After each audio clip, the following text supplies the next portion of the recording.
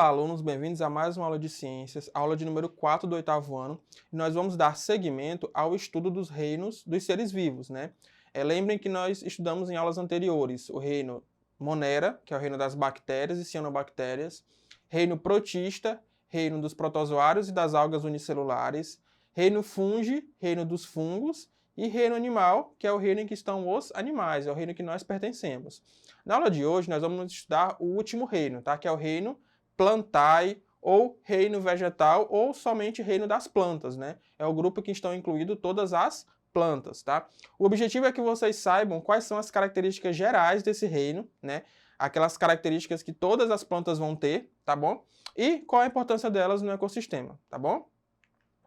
Mais uma vez, a gente sempre começa com essa recapitulação, tá? É importante que vocês memorizem, né, esses 5 reinos, quem estão dentro desses reinos. Então, sempre, reino Monera, bactérias e cianobactérias, reino Protista, protozoários e algas unicelulares, reino Fungi, fica fácil, né, reino dos fungos, reino Animal, reino dos animais, e reino Plantae, ou Animalia, reino dos animais, tá? Então é bom que vocês tenham isso na ponta da língua, é bem fácil de memorizar, tá? E vai ajudar muito vocês em estudos futuros. Então vamos entrar de fato no reino que nós vamos estudar hoje. Reino vegetal, tá? Reino Plantae, como vocês podem encontrar em alguns livros, ou somente reino das plantas. Primeiramente, quais são as características gerais desse reino, né? Ou seja, características que todas as plantas vão ter, tá? Nós temos 4 principais. Primeiro, todas as plantas vão ser eucariontes, né? Eucariontes. Se você não sabe o que é esse termo, eu já venho falando dele há muito tempo, procure lá. Eucariontes tem a ver com célula, né? Um tipo de organização celular. Então, plantas são eucariontes. Depois, plantas são autotróficas, ou seja, essa é uma característica bem marcante das plantas, tá?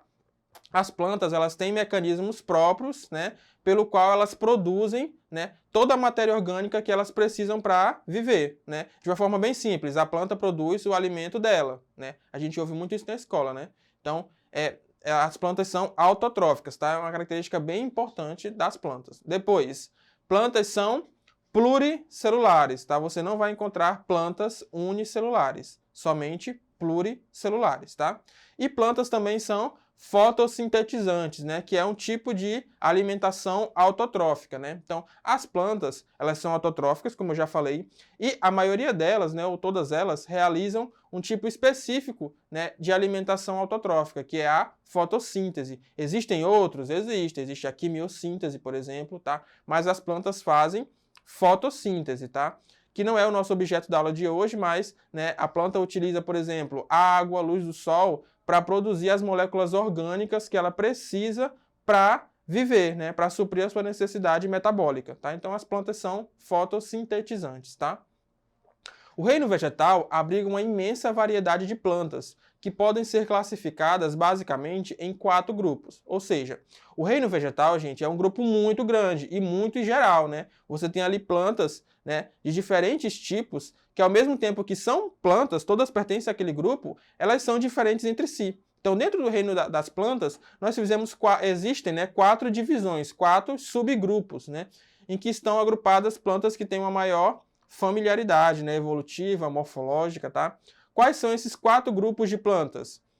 Plantas do grupo das briófitas, tá? Briófitas, grupo das pteridófitas, grupo das gimnospermas e grupo das angiospermas, tá? Eu sei que parece grego, mas é só você treinar na frente do espelho que vai sair bem bonito essa palavra, tá? Então vamos lá.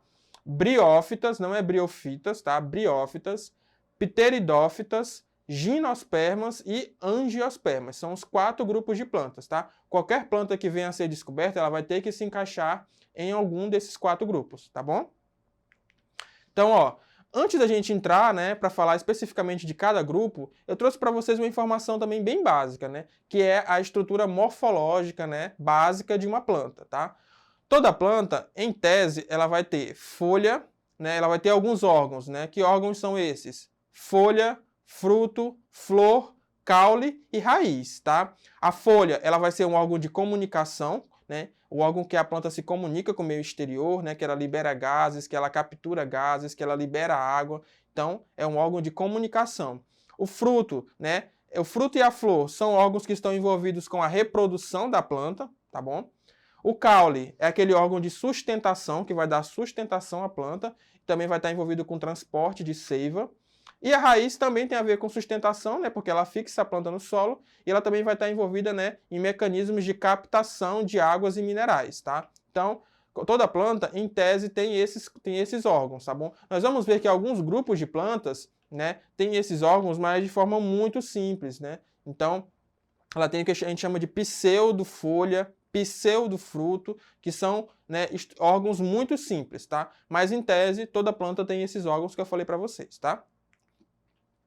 Aí na telinha, vocês podem ver, eu coloquei para vocês um representante de cada grupo, tá? Porque quando eu falar, por exemplo, briófitas, é importante que vocês tenham na mente de vocês um representante desse grupo, né? Quer dizer que só tem esse representante? Não, mas ele é aquele que é mais estudado. Então, quando eu falar de briófitas, vocês sempre lembrem dos musgos, né? Aquele tapete verde que fica em ambientes muito úmidos, muros, fossas, eles são musgos, tá? E os musgos são briófitas, são plantas briófitas, tá? Então, quando eu falar de briófita, lembrem dos musgos como os principais representantes, tá? Quando eu falar de pteridófitas, vocês lembrem das samambaias, tá, gente? A samambaia, ela é uma planta pteridófita, tá? Quer dizer que tem só a samambaia no grupo das pteridófitas? Não, mas ela é o principal representante, aquele que é mais estudado.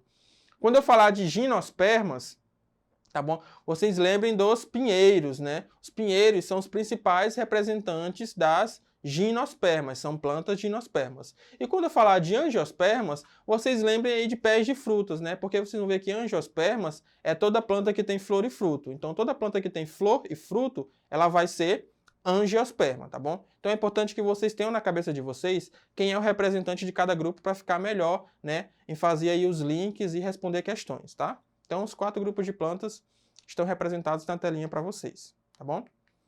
Eu trouxe para vocês uma tabela que vai resumir bem quais são as principais características de cada grupo, o que define cada grupo e diferencia um do outro, tá bom? Em vez de eu ir falando grupo por grupo, essa tabela veio para resumir, tá?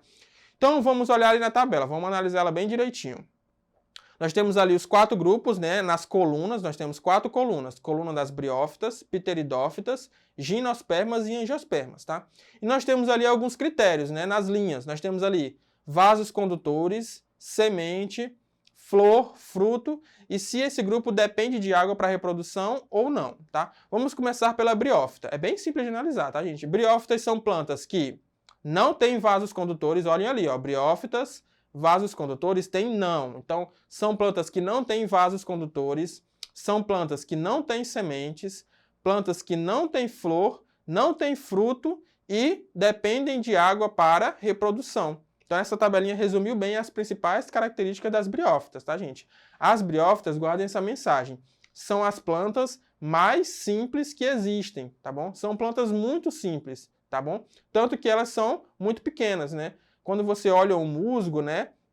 Aquele tapete verde que tem nos muros, em ambientes muito úmidos, você não está vendo um organismo, você está vendo milhares de briófitas juntas que formam aquele tapete, tá? Porque uma briófita só, né, um organismo singular, é muito pequeno, porque ele é muito simples, tá bom?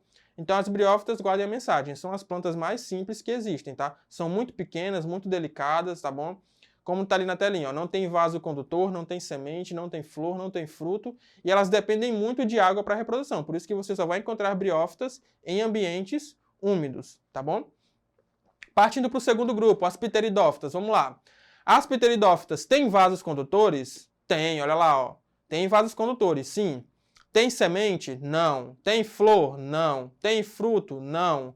Dependem de água para a reprodução? Sim. Então vejam, a única característica que diferencia briófitas de pteridófitas são a presença de vasos condutores, tá bom? É por isso que pteridófitas, as samambaias, são maiores que as briófitas, tá bom? Vasos condutores permitem que as plantas cresçam mais. Então, se perguntarem para vocês qual a diferença básica entre briófitas e pteridófitas, vocês vão falar que pteridófitas têm vasos condutores, tá? Mas no restante das características, elas são bem parecidas com as briófitas, tá bom? Não tem semente, ambas não têm semente, ambas não têm flor e ambas não têm fruto, tá? E ambas dependem de água para reprodução, tá bom?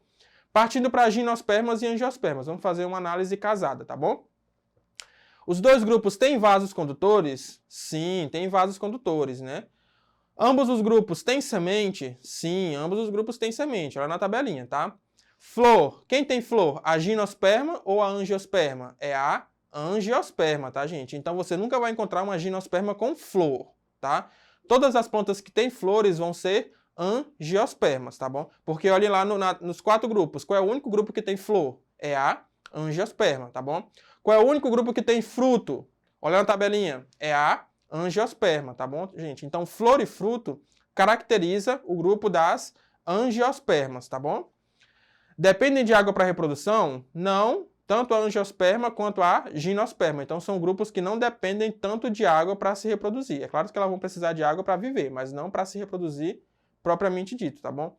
Então, é importante que vocês estudem essa tabelinha, que ela trouxe aí um resumão muito bom.